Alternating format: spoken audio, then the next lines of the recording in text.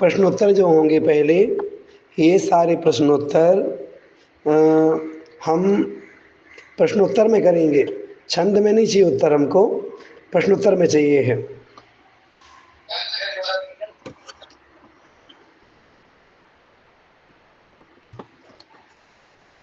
चलिए, आज का पहला प्रश्न है,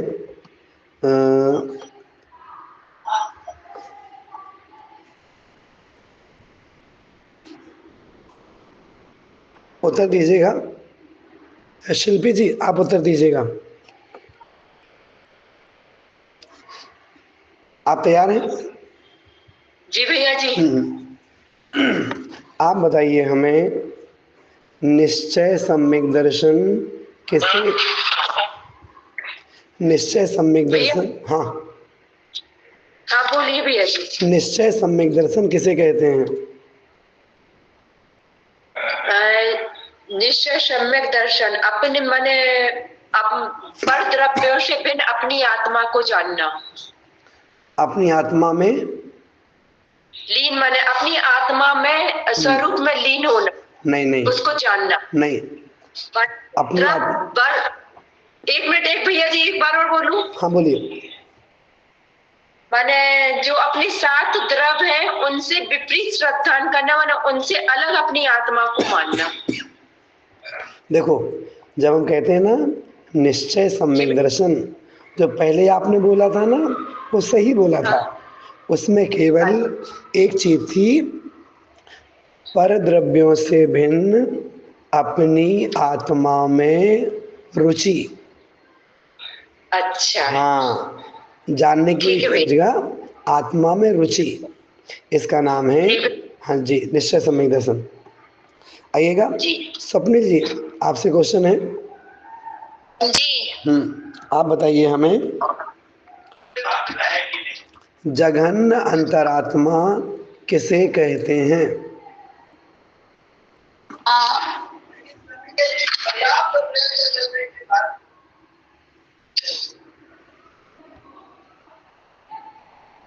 जघन्य,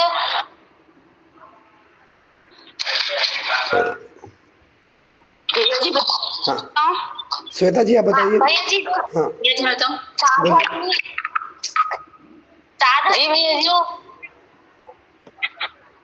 भैया जी बता रही हूँ मैं। बोलो फिर। जी भैया जी, जो ये अपन साधर्मी जो हमारे होते हैं,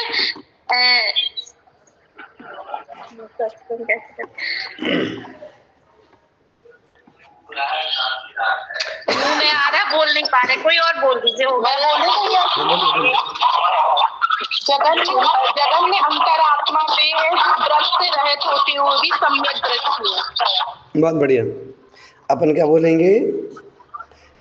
व्रतों से रहित, सम्यक दर्शन से सहित, अवर सम्यक दृष्टि, जघन अंतरात्मा है। बहुत बढ़िया। हमारा अगला प्रश्न है,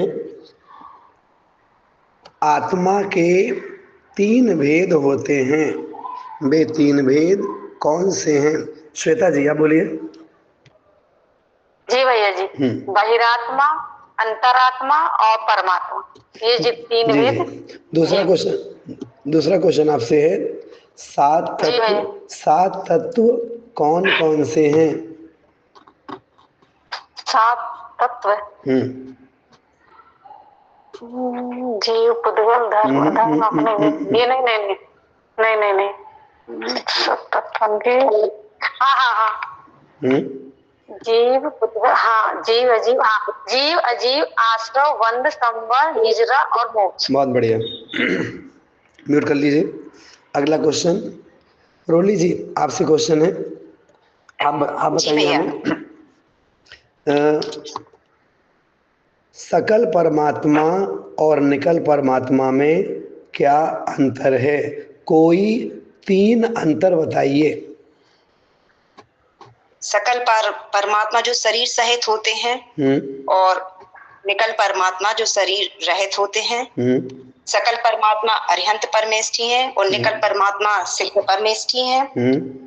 और जो सकल परमात्मा है वो तीनों प्रकार के कर्मों से रहित होते हैं। फिर से बोलिए तीसरा वाला। वो मतलब तीनों प्रकार के कर्म, द्रव्य कर्म, भाव कर्म और नो कर्म से रहित होते हैं। कौन? सकल परमात्मा, मतलब सब दोनों ही रहते हैं। नहीं नहीं, निकल परमात्मा इन तीनों से रहित हैं, हाँ, निकल परम है ना, और सकल परमात्मा जी जी। इससे सहित हैं। बहुत बढ़िया, बहुत अच्छा। चलिएगा, हमारा अगला क्वेश्चन है। सची नाम से मोबाइल है, आप बताएंगे? जी भैया जी।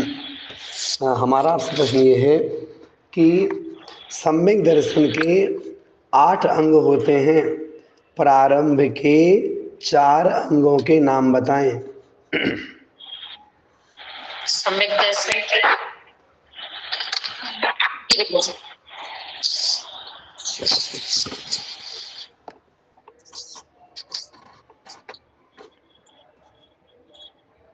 आगे बढ़े।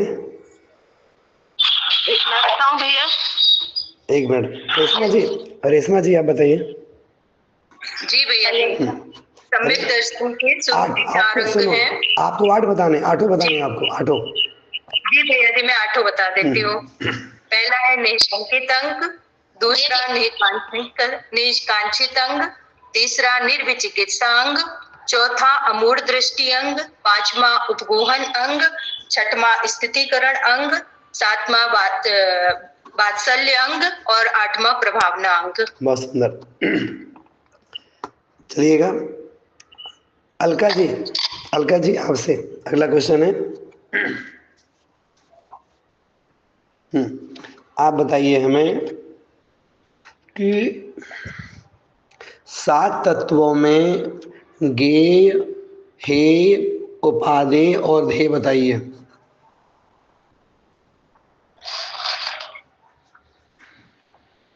ये मतलब भैया जी ग्रहण करना।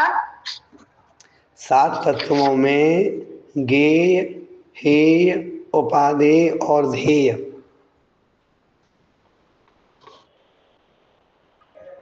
जी भैया जी, आश्रव, बंध और संबर को छोड़ना चाहिए, यानी ये है। और सोच के बोलिए, शुरू से बोलो ना, पहले बोलो जीव अजीव कैसे हैं। जीव अजीव जानने योग्य हैं, ये ज्ञेय कहलाएंगे। ये आश्रवबंध कैसा है? हे है, छोड़ने योग्य है। जी। संबंध निर्जरा छोड़ने योग्य है। नहीं, उपाधेय ग्रहण करने योग्य है। अच्छा, ग्रहण करने योग्य है। और मोक्ष ध्येय प्राप्त करने योग्य है। जी भैया जी। फिर से बोलिए आप, जीव अजीव कैसे हैं? जीव अजीब उपादेय हैं। अरे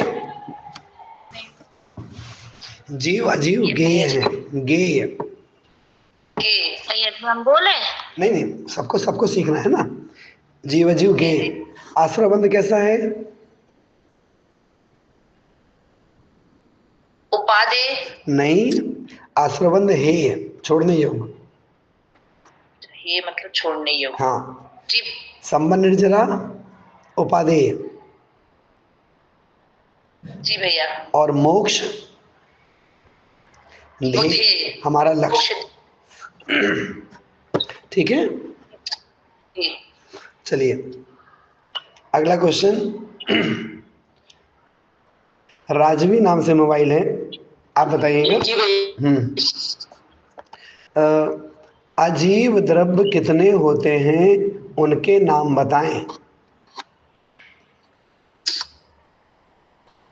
अजीब द्रव्य।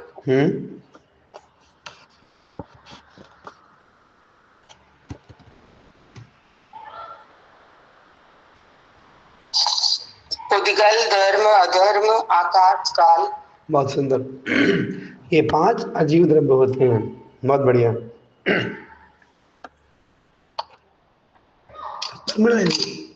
आप बताइएगा आनंद नीलम से। आप बताइए हमें कि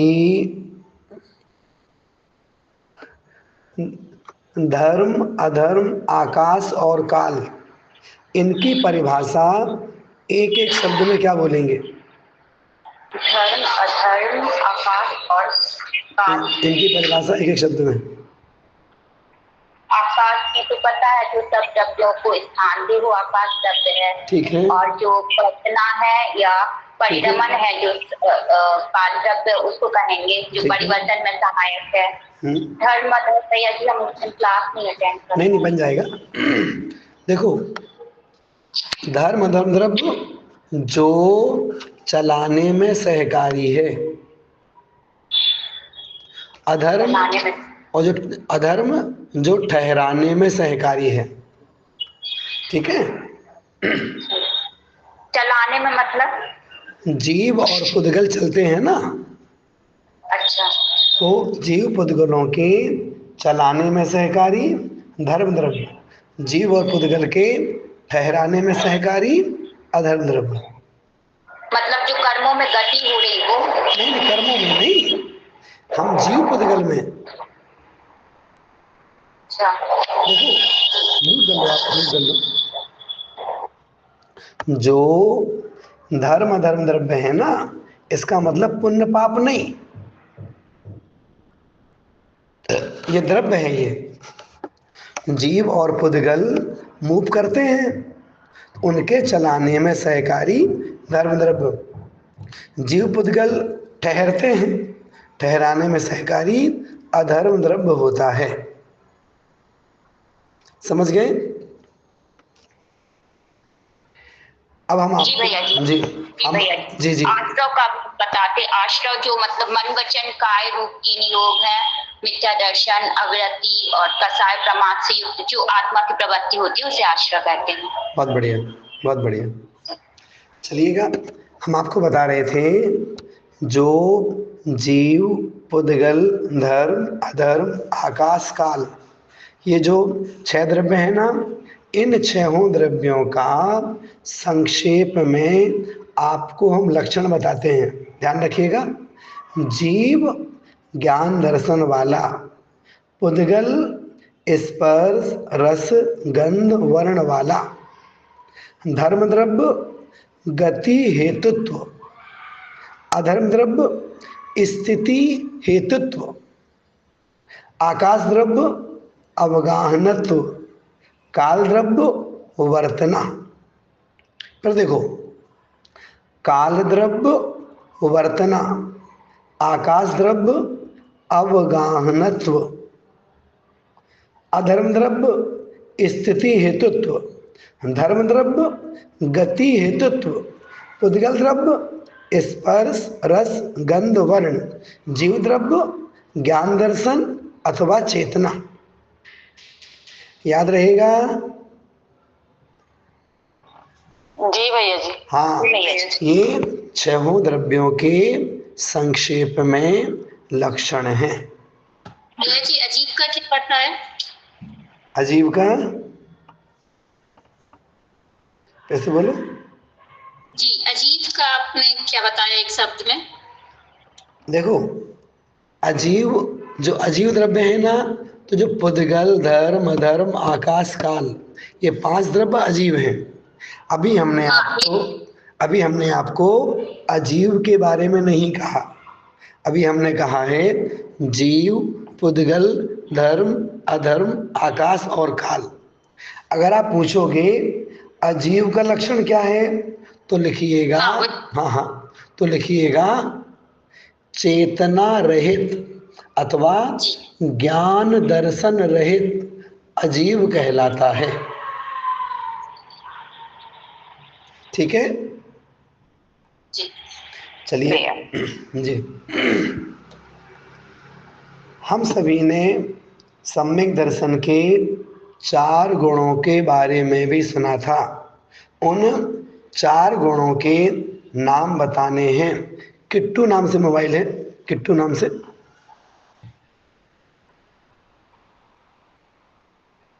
नहीं, नवीन जी नाम से मोबाइल है। जी भैया मैं रूही हूँ। अच्छा अच्छा, सॉरी, बोलिए। हाँ। 4 गुण।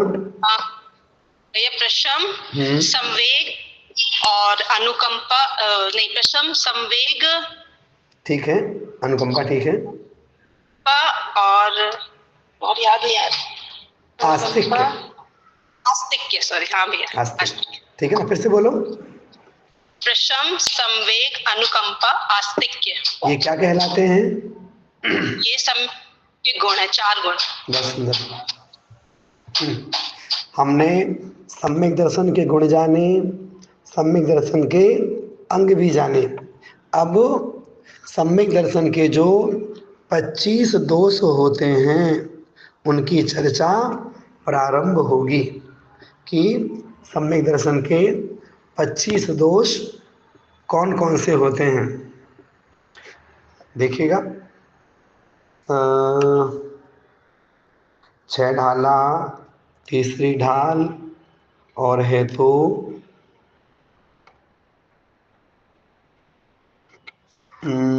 8 पूरे हो गए थे ना? नहीं हुए थे। छंद नंबर, हाँ ठीक है, छंद नंबर हो गए थे। 13वां नंबर। 13वां नंबर। देखो, 13वें नंबर में जो दूसरी पंक्ति है उसको पहले सुनो। इन गुणतें विपरीत दोष वसु।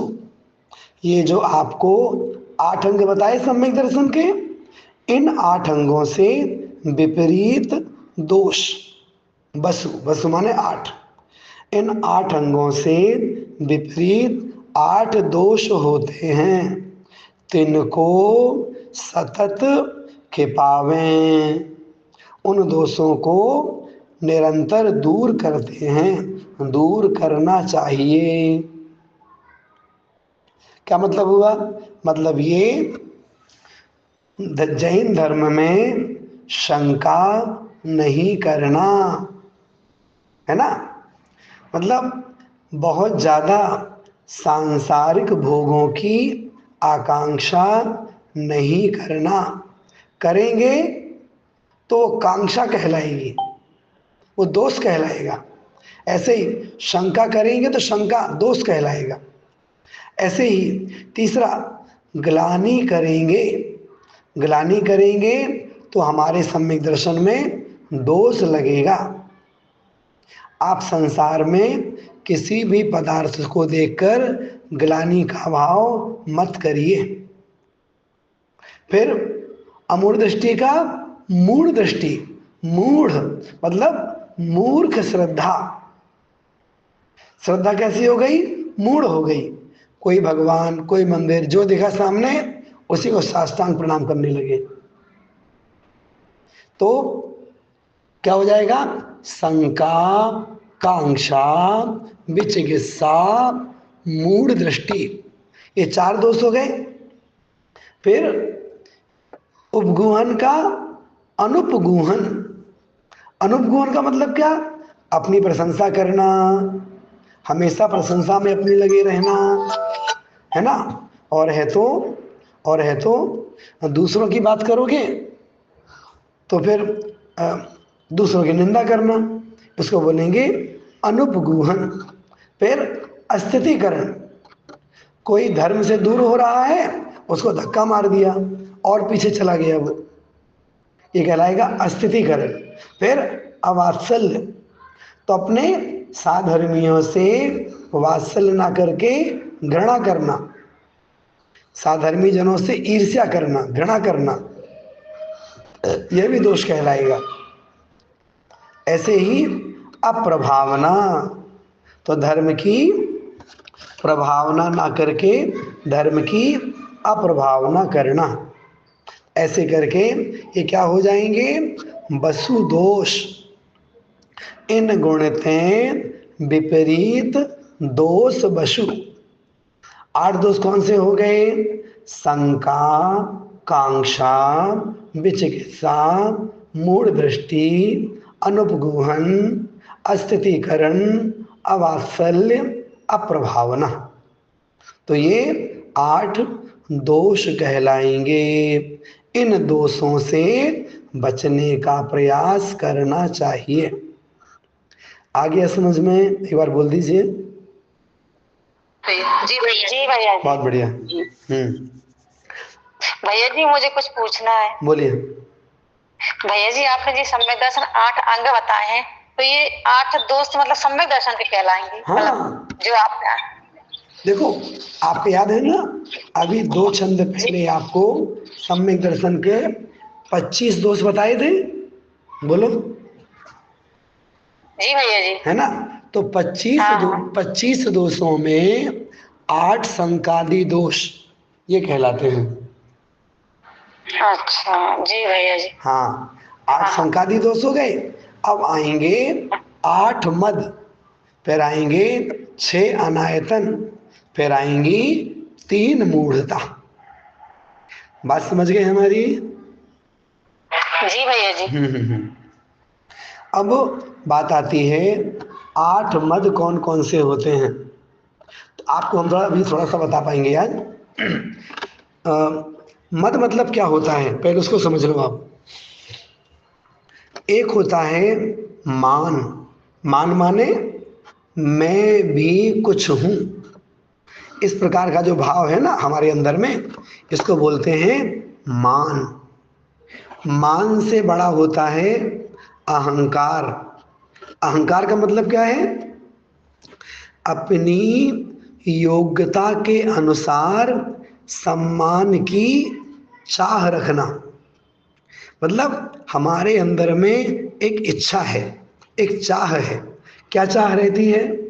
ऐसी चाह रहती है कि भाई हम समाज के अध्यक्ष हैं, समाज के मंत्री हैं, या घर में इतना काम करते हैं हम, तो कम से कम जितना हम काम करते हैं उतनी प्रशंसा करो हमारी, कम से कम उतना सम्मान करो। तो जितनी हमारी योग्यता है उतने सम्मान की चाह रखना, इसका नाम है अहंकार। मतलब सम्मान की चाह नहीं होनी चाहिए। फिर आता है अभिमान। अभिमान का मतलब क्या हुआ?